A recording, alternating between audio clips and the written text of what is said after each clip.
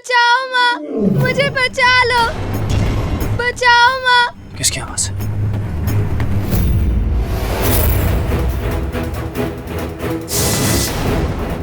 मत रो महेश्वर, मत रो, मैं हूं ना तेरे साथ, तुझे कुछ नहीं होगा मेरे बहादुर बच्चे। लगता है किसी माँ बेटे का जीवन संकट में है, मुझे बचाना होगा।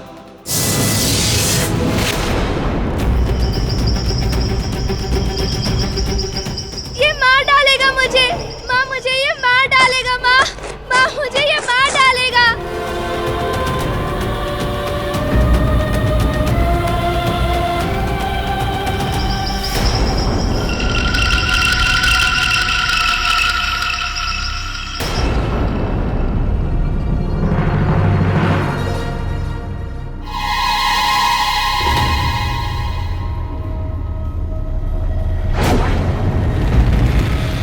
ये क्या? मैं तो शेर के पंजों का पीछा कर रहा था। ये दानव के निशान कहां से हो गए? कहीं कोई माया तो नहीं?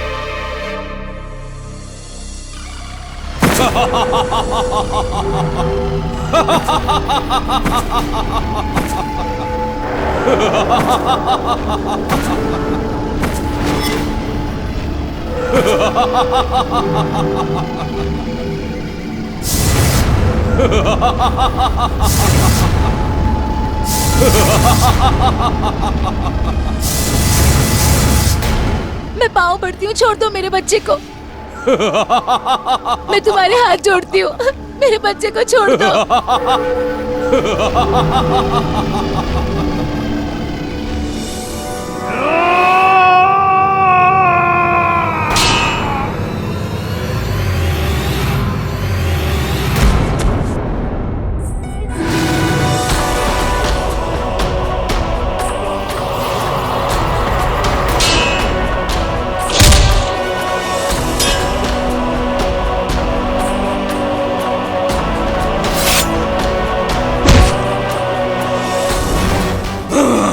खबरदार जो आगे बढ़े, वहीं रुक जाओ।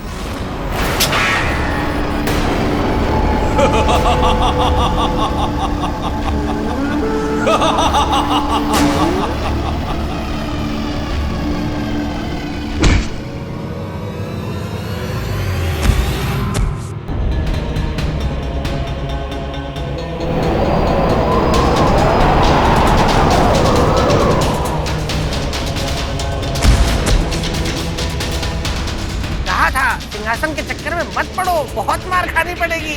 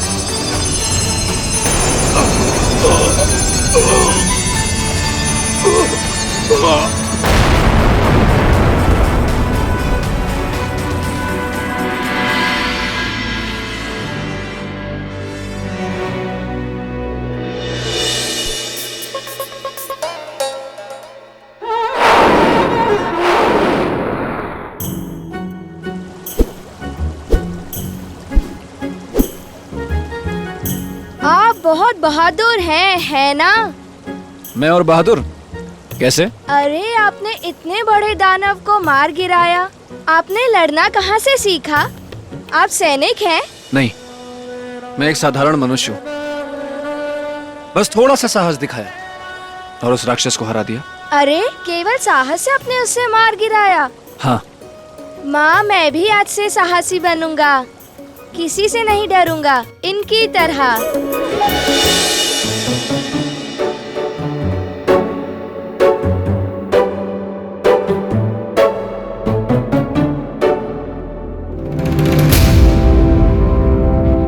कहिए बेताल, कोई आवश्यक कार्य? वाह वाह राजन वाह, क्या युद्ध किया है आपने उस दानव के साथ, मजा आ गया। मैं बस आ ही रहा था, वो मुझे थोड़ी देर हो गई, वरना आपको युद्ध की आवश्यकता ही नहीं पड़ती। मैं अकेला ही काफी था उसके लिए। भली भांति पता है मुझे ये बात। लेकिन राजन आप भी ना मान नहीं रहे, देख रहे हैं कि सिंहासन को पाने के रास्ते में कितनी मुश्किलें आ रही हैं आपको, लेकिन फिर भी अड़े हुए हैं। अब भी कहता हूँ समय रहते उज्जैनी वापस लौट जाइए राजन। आप नहीं जानते, लेकिन मैं जानता हूँ आपके रास्ते में भयंकर मुसीबत आने वाली है। मुसीबतों से कायर घबराते हैं बेताल। ठीक है राजन, ठीक है, मेरा कार्य था आपको समझाना, समझना नहीं समझना आपका कार्य है, आपका काम आप अपनी जाने, मैं चला। लेकिन अगर कहीं मेरी कोई आवश्यकता हो ना तो मुझे अवश्य याद कीजिएगा, मैं अवश्य आऊंगा, मन हुआ तो। याद रखूंगा। जय महाकाल। जय महाकाल।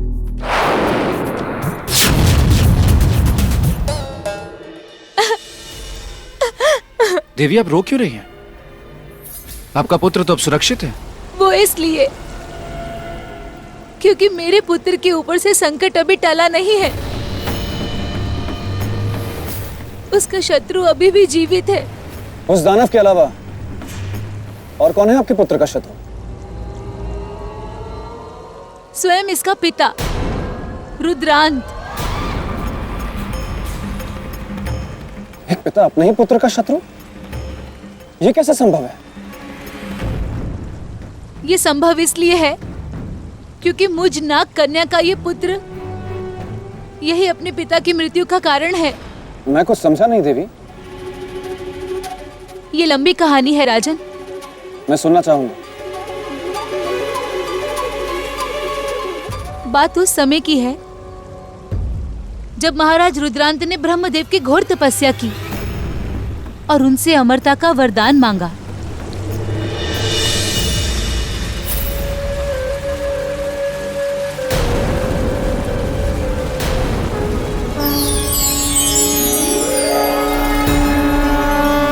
रुद्रान, आंखें खोलो रुद्रान। प्रणाम ब्रह्मदेव। मैं तुम्हारी तपस्या से प्रसन्न हुआ। कहो क्या चाहते हो रुद्रान? मुझे आपसे अमर होने का वरदान चाहिए ब्रह्मदेव। नहीं रुद्रान, नहीं रुद्रान, नहीं, मैं तुम्हें अमर होने का वरदान नहीं दे सकता। इस संसार में कोई भी अमर नहीं है। जिसका जन्म हुआ है उसकी मृत्यु निश्चित है। किंतु हाँ, तुम्हारी तपस्या व्यर्थ नहीं जाएगी, फल अवश्य मिलेगा। जाओ, मैं तुम्हें वरदान देता हूँ, जो भी तुमसे युद्ध करेगा उसकी सारी शक्ति तुम में आ जाएगी और वो शक्तिहीन हो जाएगा। तब तो मैं अमर हो जाऊंगा ब्रह्मदेव, मेरी मृत्यु नहीं होगी। नहीं रुद्रान, नहीं रुद्रान, तुम्हारी भी मृत्यु होगी और उसका कारण होगा तुम्हारा पुत्र। मेरा पुत्र? हाँ, तुम्हारा पुत्र। जब वो 7 वर्ष का होगा तब वो तुम्हारी मृत्यु का कारण बनेगा।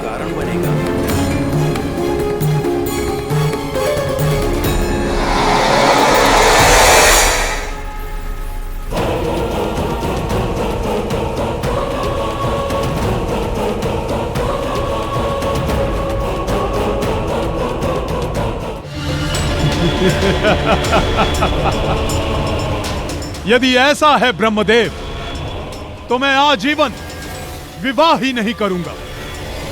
अमर, अमर, अमर, अमर, अमर। किंतु देवी, जब रुद्रांत को पता था कि उसका पुत्री उसकी मृत्यु का कारण होगा, तो उसने आपसे विवाह क्यों किया?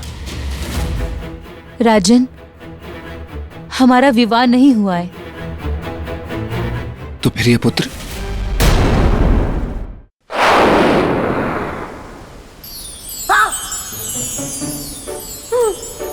जीवित तितलियां। इसका मतलब सौंदर्य लेखा आ रही है। क्या करूं क्या करूं? हाँ, मस्तिष्क कुमार की सुझाई युक्ति का उपयोग करता हूं।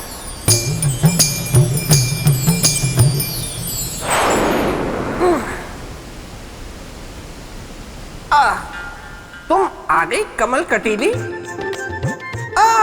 मुझे पता है तुम मुझसे नाराज हो क्योंकि तुमने मुझे हेमवंती हथेली के साथ घूमते फिरते देख लिया है। लेकिन मैं क्या करूं, मैं हूं ही ऐसा।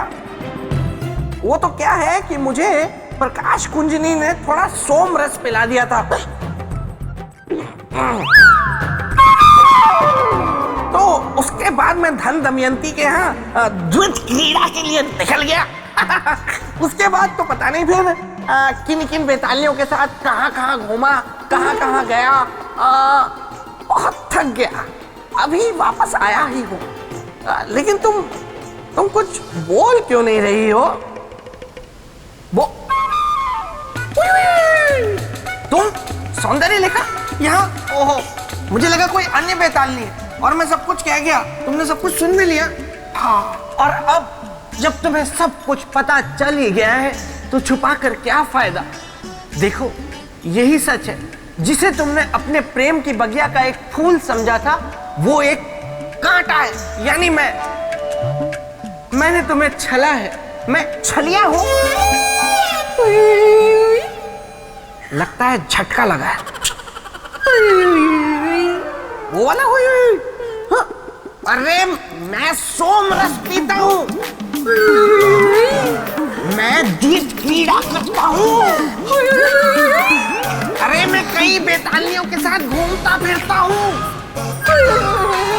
क्या हुई?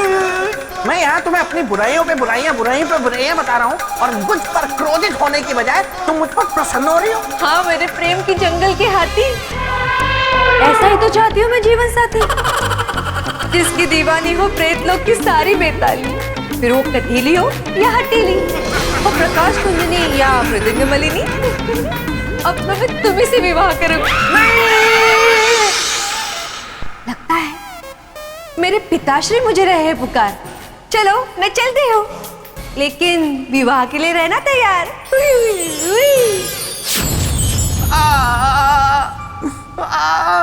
क्या करूं मैं इसका? मस्तिष्क कुमार की युक्ति भी किसी काम नहीं आई। अरे क्या फायदा है 4-4 आंखें लेकर घूमने का उसका? वापस करो।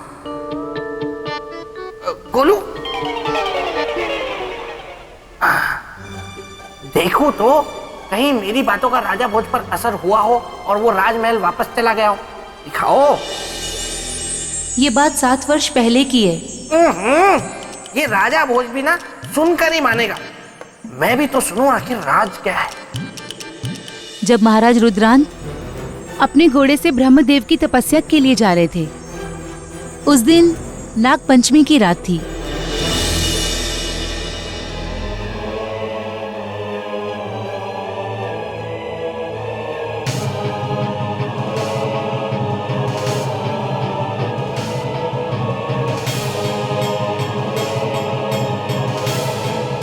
हे देवादिदेव महादेव, आज नाग पंचमी की इस रात को आप हम सभी नाग कन्याओं की मनोकामना पूरी करते हैं।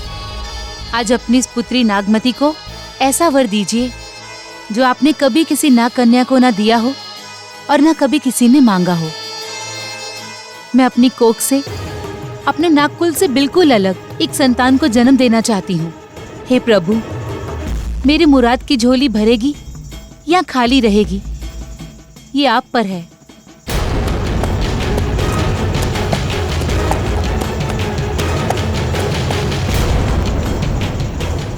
इस गुफा के भीतर रोशनी है, मुझे यहां जल अवश्य मिलेगा।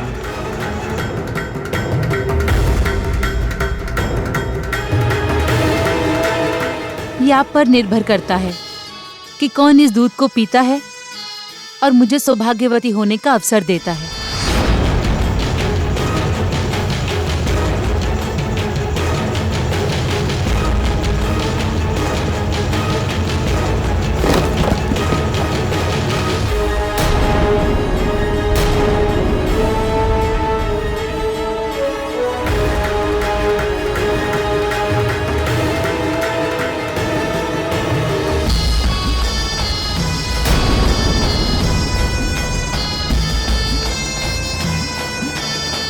महाराज रुद्रांत ने मेरा हाथ पकड़ लिया और दूध का कटोरा लेकर पी गए।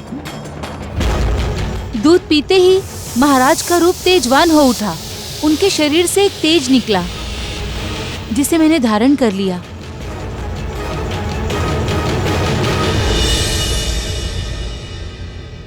और गर्भासन का समय पूरा होते ही मैंने इस पुत्र को जन्म दिया। महाराज तो अपनी तपस्या के लिए चले गए थे और मैं प्रतीक्षा करती रही।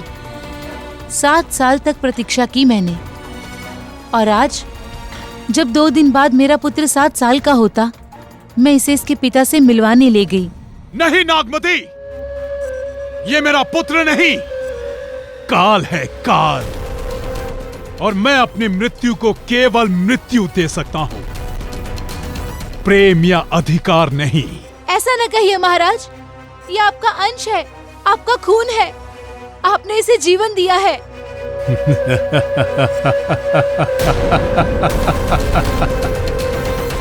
और मृत्यु भी मैं ही दूंगा। जो जन्म देता है उसे मारने का भी अधिकार होता है, और यदि ये जीवित रहा तो मैं मर जाऊंगा और मेरे अमर होने का सपना अधूरा रह जाएगा। सिपाहियों, पकड़ लो इसे। खबरदार से कोई आगे बढ़ा। अगर किसी ने रोकने की कोशिश की तो उसका भी यही हाल होगा जो इसका हुआ है। चल बेटा।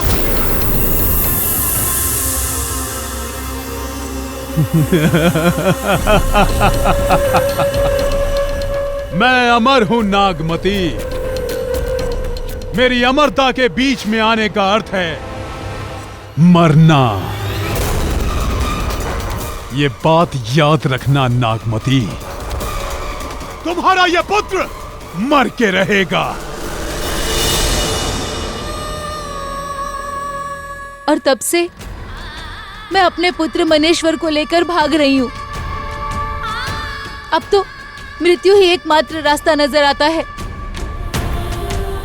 इससे पहले कि रुद्रांत हमें पकड़े, मैं अपनी जान दे दूंगी। देवी, देवी,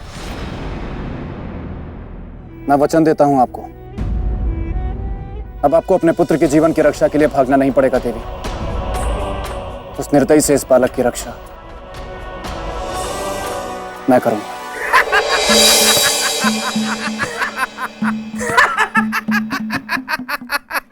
क्या हुआ बेताल, इतना हंस क्यों रहा है? राजा भोज, रुद्रांत से उस बालक की रक्षा आप करेंगे? हाँ, मैं करूंगा। आप रुद्रांत से उस बालक की रक्षा कर ही नहीं सकते। पूछिए क्यों? क्यों? क्योंकि मैंने सुना है रुद्रांत के पास मायावी शक्तियां हैं जिनका पार पाते पाते इंसान खुद पार हो जाता है। बेताल, यदि मन में इच्छा शक्ति हो तो किसी से भी पार पाना संभव नहीं है। पर मैंने ये भी सुना है कि रुद्रांत को अमरता का वरदान प्राप्त है, और आपके पास तो ऐसा कोई भी वरदान नहीं है, और न ही रुद्रांत जैसा बल है आप में। पर बिना बल के युद्ध करना तो वैसे ही हो गया ना जैसे बिना दूध की खीर बनाना। बेताल, किसी निर्दोष के प्राणों की रक्षा करने के लिए अमरता की नहीं, साहस और पराक्रम की आवश्यकता होती है, जो उस रुद्रांत में नहीं है। बेताल, मैं तुम्हें विश्वास दिलाता हूं कि मैं अपने पराक्रम से उस रुद्रांत का अंत अवश्य करूंगा। ठीक है, जब आपने ये मार्ग चुन ही लिया है तो देख लेते हैं कि इस पर चलकर आपको आगे मिलती है खाई या फिर सोने के महल में रखी हुई चारपाई।